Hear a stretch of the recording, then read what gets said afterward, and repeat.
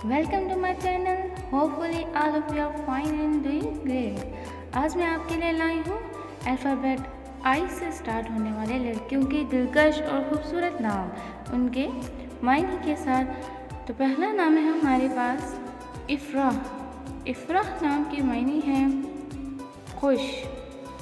नाम है अमारा। अमारा के मायने हैं गिनती, हिसाब।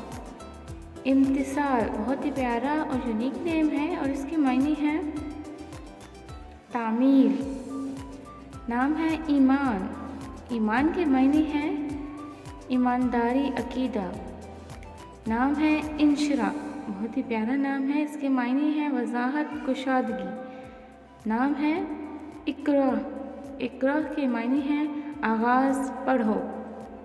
नाम है इशा। इशा के मायने हैं रात का अंधेरा। नाम है इशरत। इशरत के मायने हैं ऐश, खुशी। नाम है इसरा। इसरा के मायने हैं रात का सफ़र। नाम है इस्मा। इस्मा के मायने हैं इसम, नाम। ईफ़ा। ईफ़ा के मायने हैं हया, पाकीज़गी। नाम है ईज़ा। ईज़ा के मायने हैं इज़्ज़त देने वाली।